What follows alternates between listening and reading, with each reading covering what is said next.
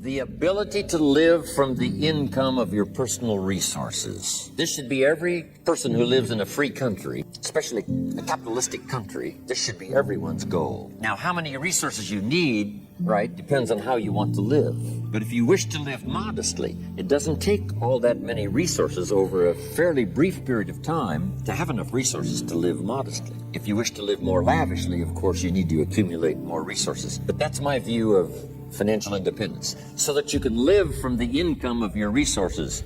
Now, here's what else that does. Now you can choose the work you do. Now you can choose to work or not work.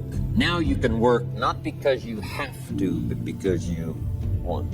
When we talk to kids about financial independence, we say, do what you have to as quick as you can so you can do what you want to as long as you can. Next key phrase. Economics is major. Everybody should major in economics because it's such a vital part of your life. A paycheck is so vital because, first of all, it provides for you and the family's survival. Second, it provides for the opportunity of success. Some people feel we shouldn't spend that much time talking about money, but we really should. Someone says, well, you know, money is the root of all evil. Not true. Here's what it really says. The love of money is the root of all evil. And I'm sure everyone here has dispensed with the idea of falling in love with money because that serves no purpose. Here's what's noble, what money can do. The projects it can support, the relief from debt it can create, building a financial wall around your family nothing can get through. So economics is major. The key, of course, is what you do with it. If you earn a lot, you should give a lot. Key phrase from antiquity. Here's what it says. If you've been given much, now much is required. If you've been given great responsibility, much is required. If you've been given much wealth, now much is required. Everyone has to solve this about the money to go for. Should you go for the money? Should you go for success? And here's the philosophy we've already covered. You should earn as much as you possibly can in the reasonable time devoted to economics, job, business. Reasonable time devoted to economics, job, business, future, enterprise. With that enterprise and with that job, the key is to earn as much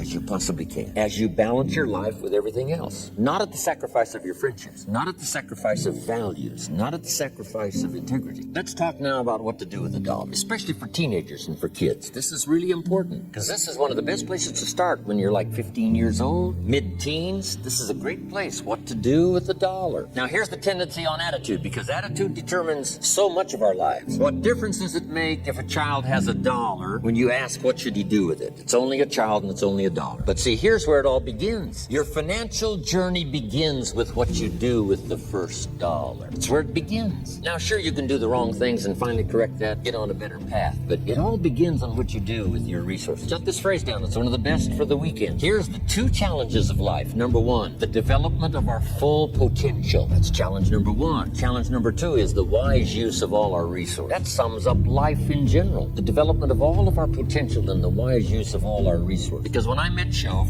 and he asked me about my financial condition, he said, how much money have you saved and invested the last 6 years? And I said 0. He said, not a good number. Here's what I told him. If I had more money, I'd have a better plan. Now jot this down because here's what he said. If you had a better plan, you would have more money. Next key phrase, it's not the amount that counts, it's the plan that counts. So let's start with something now as seemingly as small as $1. What should you do with it? Here's what we teach, teenagers especially. You should never spend more than 70 cents.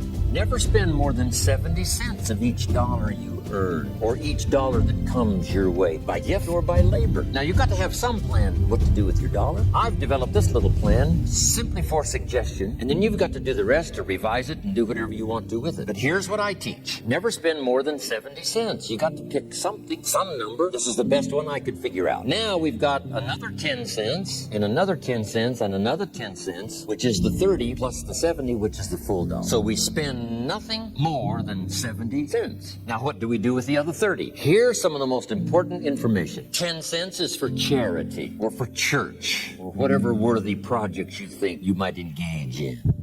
Here's one of the best things to teach kids, generosity. Because first we're going to teach abundance, to provide more than you could use for yourself. The be fruitful philosophy that we talked about yesterday means to produce more than you need, so you have more than necessity. You have some to share. Some churches teach a 10%, a tithe they call it, which is fine. The key is to either administer this 10 cents yourself or to give it to some institution, a church or whatever, and let them spread it around. Let them put it where it's needed. Now, if you're going to give to some charity or church, you must let them take you on the tour and show you where it goes. Okay, if you part with the money, let them give you the tour. Here's where the 10% goes if you're going to talk. Because now that gives you great joy to give 10%. Because you say, hey, here's what it's doing, here's what it's doing, here's where it's going, here's who gets it. Now, the next 10 cents is called the use of capital. I have the unique privilege now to teach capitalism in Russia. When I first went, I told you, 8,000 in my class in Moscow. I teach capital. Let me give you now my definition of capital and capitalism. It's just in a couple of sentences. Because Marx was wrong. Lenin was wrong. They didn't understand capitalism. Here's what they taught. Capitalism is a big company that abuses its workers. I mean, how ridiculous can you be? Anybody can abuse another person. We don't call it capitalism. One child can abuse another child. We don't call it capitalism. One family can abuse another family. We don't call it capitalism. People can abuse other people. That's not. So whether it's a big company, it's wrong no matter what it is. But they said, no, that's capitalism. A big company that abuses its workers. That's ridiculous. Wish I'd have been back there to debate this subject. Here's what capital and capitalism is. So jot this down. Capital is any value you set aside to be invested in an enterprise that brings value to the marketplace, hoping to make a profit. That's what capital and capitalism is. I can say it in one sentence. Now, the capital is the value you set aside. Taking capital and investing it in an enterprise and bringing the value to the marketplace we call capitalism. Capital and capitalism. It is so simple that to mess it up with some weirdo kind of philosophy is a disgrace. Now, who can understand this? First of all, the farmers understand. Here's what seed corn is. It's capital. Seed corn means the seed that you set aside to be planted in the ground, take care of in the summer, hoping to have a profit and a harvest in the fall. So the farmer sets aside his seed corn. Question, would he let his family eat it? No, this seed is not to be eaten. It's to be invested in the ground, to take a risk, cared for in the summer, harvested and multiplied in the fall. Now, the same is true of some of your money. If you set aside, and I suggest, part of your capital should be set aside for an enterprise to show a profit. And we can teach kids the early fundamentals of capitalism. If a child buys a bottle of soap for $2 and sells it for $3, maybe he goes next door and says, Miss Brown, I've got this soap. Mama uses it. It's really terrific. I need to make a little extra money. If you bought the soap, I could make a little extra money. It's only $3. And I'm here just next door. I take care of you when you're ready. Pretty simple. Ms. Brown says, well, to be honest with you, I've got plenty of soap. Kid says, you better let me come in and check. Kids don't need sales courses. They don't need 13 closes. Now, Mrs. Brown said, okay, you got me. Here's my $3. I'll buy a bottle of soap. Now we must teach the child what to do with this $3. So jot this down. Here's what we say. You must now set aside the $2 that you first invested, buy another bottle of soap. He said, well, that's true. You can't spend the whole $3. You'd be out of business. Kids can understand this stuff. Some adults, you see, don't know that. So you can't spend the whole $3. You got to set aside $2 so you can buy another bottle of soap so you can sell it for $3 and make a profit of $1. Now, once the kid has $1 profit, now what should he do with the $1? This is the formula that I've come up with. What to do with that $1. Don't spend more than 70 cents. 10 cents for church or charity. 10 cents to invest back into your business so that someday you can buy more than one bottle. You don't have to be General Motors to understand the mechanics of capitalism. Now, guess what we call this little kid that's now engaged in this enterprise and is making a profit? We call him a capitalist. And the communists used to say those no good capitalists. This little kid selling a bottle of soap, he's a capitalist. They didn't understand. And with their diabolical philosophy, capital belongs to the state. They wrecked every nation. This is the key. So 10 cents to show a profit. Now here's the other 10 cents. It's 10 cents that you invest and let someone else use it. This is called active capital, where you actually engage in the enterprise that makes a profit. Now another 10 cents is for passive, where you let someone use this 10 cents out of every $1. They use it and they pay you for the use of this money. That's called passive capital. So we've got active capital and passive capital. Maybe you invest this in a stock eventually if you have enough money, and the stock pays your dividends, and also there may be an increase in the value of the stock. So this is the little formula I come up with. 70, 10, 10, and 10. It's very simple. And kids can figure it out. Kids can understand. Enterprises that kids can be involved in starting early. Charlie said, right? Got his kids involved in enterprise, making a profit, showing a profit. Now, when you first start, if you're an adult now, you may be in such bad shape financially that you couldn't do the 70, 10, 10, and 10. If you're in real bad shape, you may have to do the 97, 1, 1, and 1, because it may take this to pay your bills if you haven't had a good plan up until now. But jot this down now. It's not the amount that counts, it's the plan that counts. So let's say you were in such poor financial shape, you had to start 97, 1, for charity, 1%, another 1% for active capital, another 1% for passive. Now here's the key. To get these numbers starting up and get this number starting down. If you will actually do this, you can't believe how exciting it is to watch the numbers change. Remember what Job said. If you will change what? Everything will change for you. If you start to change, I'm telling you, these numbers will start to change. And the first thing you know, these numbers keep going up, until finally you can get to the 70, 10, 10, and 10. Now, when you make a lot of money, these numbers all have to change again.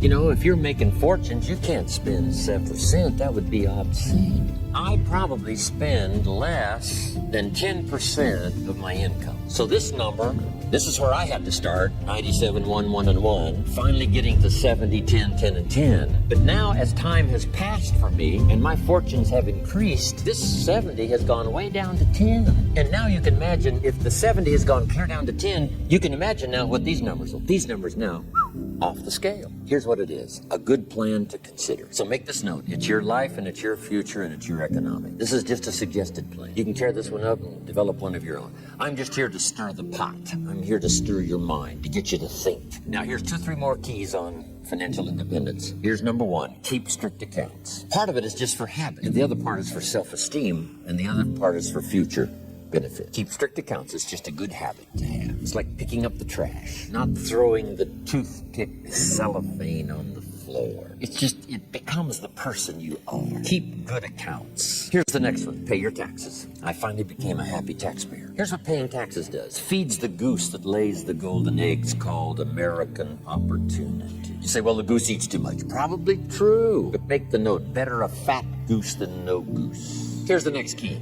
Everybody should pay. My personal philosophy is everybody should pay federal taxes as well as state or whatever else. It's not wise for the government to let 1/3 of American citizens off the federal tax roll. Why? Here's what it does. If you let them off the federal tax rolls, it robs them of the dignity. They have to pay state taxes. They have to pay sales tax. I've been trying to write this book for so long called, Of Course Kids Should Pay Tax. When a kid in California walks into 7-Eleven and buys something that costs $1, the proprietor asks the kid for 8 more pennies. The kid says, what's these 8 pennies? He says, that's the taxes. The kid says, I'm only 8 years old. And the proprietor says, congratulations, you're my youngest taxpayer. Give me the money. Should kids pay taxes? Yes. If you want to ride your bicycle on the sidewalk instead of in the mud, you got to cough up the 8 pennies. What if you're poor? Do you pay the 8 pennies? Yes. What if you're rich? Yes. Meaning everybody should pay. The same should apply to federal. I don't care if it's $10 a year. I don't care if it's only $100 a year. As poor as you might be, you've got to say, no matter how poor I am at the moment, I will make my contribution. How much do you think aircraft carriers cost? We pay our taxes so a policeman will walk the beat so we can sleep like a baby. Hey, the Air Force doesn't sleep. The Army doesn't sleep 24 hours. So you can sleep as much time as required. Peace of mind.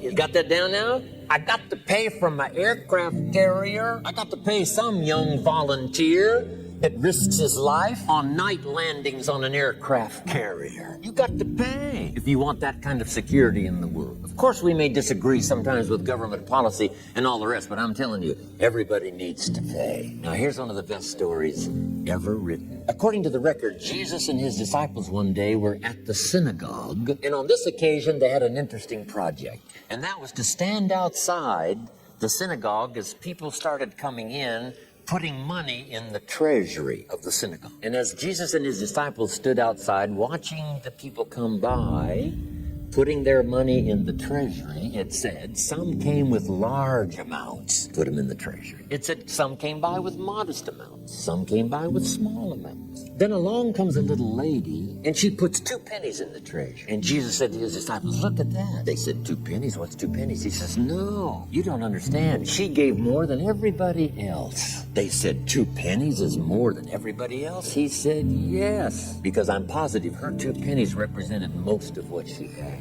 So since she gave most of what she had, she gave the most. Now here's what did not occur in the story. I'm so brilliant, I can give you what the author left out. Here's what did not occur. When the little lady put her 2 pennies in the treasury and walked away, here's what didn't occur. Jesus didn't run after this little lady and said, hold it, little lady. My disciples and I have decided that you're so pitiful and you're so poor. We have decided to take the 2 pennies out of the treasury and give them back to you. I'm telling you, that did not occur. If it would have occurred, she would have been what? Insulted. Yeah, it was only 2 pennies, but it was most of what I had. Would you rob me of the joy of giving my 2 pennies? So that scene did not occur. So jot this down. Jesus left her 2 pennies in the treasury, even though she was poor. What does that mean? Everybody needs to pay, even if it's only